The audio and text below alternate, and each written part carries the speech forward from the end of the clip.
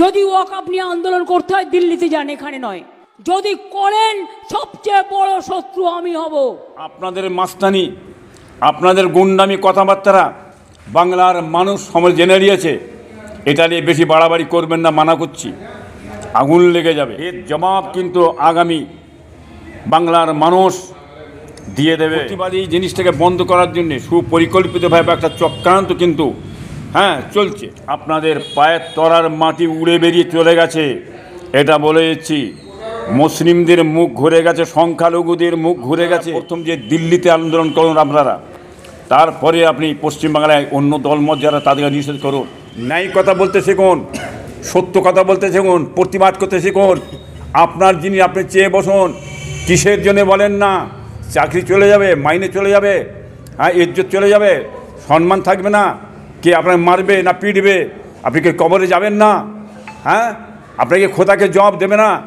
খোদার যদি ভয় থাকে, আল্লাহর ভয় থাকে, সে রাজা বাদশাহ কারো ভয় করবে না, নির্বিঘ্নে সেই বক্তব্য দিয়ে যাবে, ন্যায় কথা বলে যাবে, জান চলে গেল। অতএব ন্যায় কথা বলার জন্যে চিন্তাভাবনা রাখুন। আজকে বলুন, এই ওয়াকফের প্রতিবাদে বিভিন্ন জায়গায় সভা সমিতি আন্দোলন সমস্ত করে যাচ্ছে। ছোট বড় যত সংগঠন আছে সবাই আন্দোলন করে যাচ্ছে। আমরা এক বাক্যে বলেছি, আমাদের সম্পত্তির জন্যে, আমাদের দেশের জন্যে, আমাদের জাতির জন্যে আছে। আপনারা বিভিন্ন গ্রামে গঞ্জে আপনারা আন্দোলন চালান, প্রতিবাদ করুন। এই প্রতিবাদী জিনিসটাকে বন্ধ করার জন্যে সুপরিকল্পিতভাবে একটা চক্রান্ত কিন্তু চলছে। সেটা পশ্চিমবাংলাতে চালু করে দিয়েছে।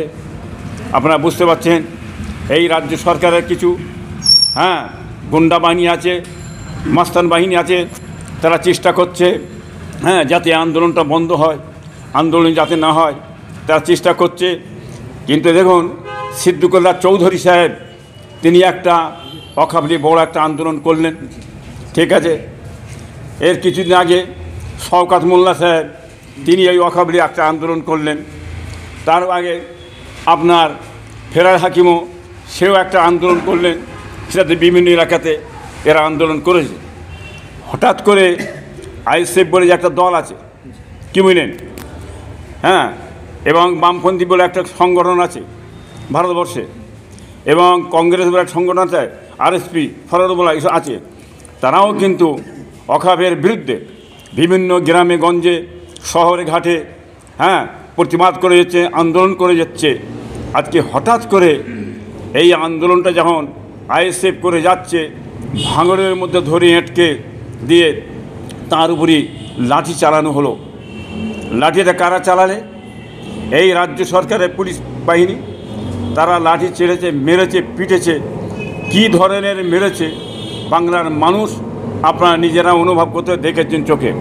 কিন্তু এরা মার খেয়েছে, কোনো রকম প্রশাসনের গায়ে হাত দেয় না, হুটোহুটি করে নে এইভাবে। আবার এখানে বলছে, দিদি বলছে আন্দোলন যদি করার দরকার হয় আপনারা দিল্লি যে আন্দোলন করুন। দিদিমণি বলছেন, দিদিমণি বলছেন এখানে আন্দোলন করবেন কেন? আপনারা আন্দোলনটা দিল্লি যে করুন। তা দিল্লি যদি করতে হয় আপনি যে করুন। আপনি এই পশ্চিমবাংলায় আপনার এই 100 দিনের কাজ বিভিন্ন রকম জিনিস দিয়ে পেট্রোল দিয়ে এইখানকার পশ্চিমবাংলা আন্দোলন কেন করেন? কিসের জন্য করতে যান? বন্ধ করুন। আপনারা প্রথম যে দিল্লিতে আন্দোলন করুন আপনারা, তারপরে আপনি পশ্চিমবাংলায় অন্য দলমত যারা তাদেরকে নিষেধ করুন। কি বুঝলেন? কথা বুঝলেন না?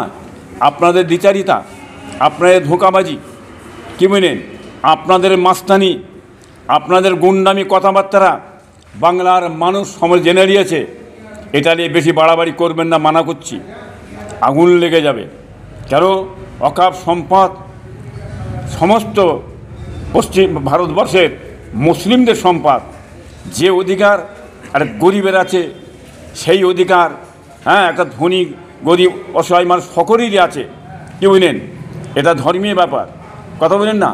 অতএব দেবত্ব সম্পত্তি তেনাদের ব্যাপার। যদি আমার সম্পত্তির ভিতরে ওয়াকফ সম্পত্তির প্রতি হিন্দু ঢুকানো হয়, তাহলে দেবত্ব সম্পত্তির ভিতরে কেন মুসলমান ঢুকাবেন না? এটা আপনি মুসলমান ঢুকান, তার বানায় নাই কেন? এটা কী ধরনের বিভাজনের রাজনীতি চলছে? হিন্দু মুসলমান এটা করতে চাইছে না। ভারতের সংবিধান আইনকে বাঁচাও, সংবিধানের দিকে বাংলার মানুষ, আপনার জাতি আপনারা খেয়াল করুন, সংবিধান আইন কি করে গেছে। অতএব সংবিধান আইনকে আমাদের বাঁচাতে হবে এবং আমাদের অকাপ সম্পদকে বাঁচাতে হবে। অকাপ সম্পদের যে আমাদের লড়াই, প্রতিবাদ গ্রামে গঞ্জে বাজারে সমস্ত জায়গায় চলবে। হ্যাঁ, জাতি ধর্ম বর্ণ নির্বিশেষে সবাই চালাবেন, কি বুঝলেন? এটা সকলের অধিকার আছে। আমরা ভারতীয়, আমরা একসঙ্গে মিলেজুলে চলি। আপনারা আমাদের, আমরা আপনাদের কোনো ক্ষতি হোক এটা কিন্তু আমরা চাই না। এবং যে আন্দোলন চলবে, কি বুঝলেন, এবং রাস্তাঘাট ছেড়ে কোনো জনগণের কোনো ক্ষতি না হয়, কি বুঝলেন, এক ধার দিয়ে আপনারা যাবেন, আন্দোলন চালাবেন, কোনো রকম ভাঙচুর পোড়াপুড়ি কোনো রকম যাতে না হয় সেই দিকে খেয়াল করে আপনারা চালাবেন। অতএব সাবধান হবেন। দিদি মোদি কিন্তু খুব সুপরিকল্পিতভাবে একটা জায়গায় দাঁড়িয়ে আছেন, সেটা আপনারা নিজেরা বুঝতে পারছেন, কথা বুঝলেন না? অতএব আপনারা সাবধান থাকবেন। এর জবাব কিন্তু আগামী বাংলার মানুষ দিয়ে দেবে। আপনাদের পায়ের তলার মাটি উড়ে বেরিয়ে চলে গেছে, এটা বলে দিচ্ছি। মুসলিমদের মুখ ঘুরে গেছে, সংখ্যালঘুদের মুখ ঘুরে গেছে। খালি মুসলিম নয়, আপনারা জাতি কি দিয়েছেন, আপনারা কি দিয়েছেন মানুষকে? আপনারা এত বছর এসে হ্যাঁ মানুষকে কি দিয়েছে? শিল্প কোথা, কর্ম কোথা, চাকরি কোথা, মানুষের অধিকার কোথা? কিছুই তো দিলেন না। হ্যাঁ, মানুষের কর্ম নেই। আপনারা খালি বিভাজন করছেন, আপনারা খালি ধর্ম দেখাচ্ছেন। এই ধর্ম দেখিয়ে আপনারা আর কতদিন ওই গদিতে বসে থাকবেন?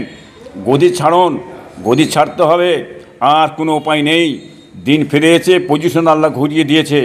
হ্যাঁ, কেন লাফালাফি দাবাদাবি করছেন সেটা আমরা নিজেরা বুঝতে পারছি। তার জবাব বাংলার মানুষ দিয়ে দেবে। যে মেরেছেন, পিটেছেন, অত্যাচার করেছেন, জুলুম করেছেন, হ্যাঁ, তার খেসারত কিন্তু হ্যাঁ উভয়কে দিতে হবে, এটা মনে রেখে দেবে। ন্যায় কথা বলতে শিখুন, সত্য কথা বলতে শিখুন, প্রতিবাদ করতে শিখুন। আপনার যিনি আপনি চেয়ে বসুন, কিসের জন্য বলেন না? চাকরি চলে যাবে, মাইনে চলে যাবে, হ্যাঁ, ইজ্জত চলে যাবে, সম্মান থাকবে না, কে আপনাকে মারবে না পিটবে, আপনি কি কবরে যাবেন না? হ্যাঁ, আপনাকে খোদাকে জবাব দেবে না? খোদার যদি ভয় থাকে, আল্লাহর ভয় থাকে, সে রাজা বাদশাহ কারো ভয় করবে না, নির্বিঘ্নে সেই বক্তব্য দিয়ে যাবে, ন্যায় কথা বলে যাবে, জান চলে গেল। অতএব ন্যায় কথা বলার জন্যে চিন্তাভাবনা রাখুন। তেনারা কিন্তু কলকাতায় বড় বড় ভাষণ দেওয়ার সময় এই অকাপ সম্পত্তিতে ভাষণ দিয়েছেন, সব পাশ কেটে বেরিয়ে গেছেন।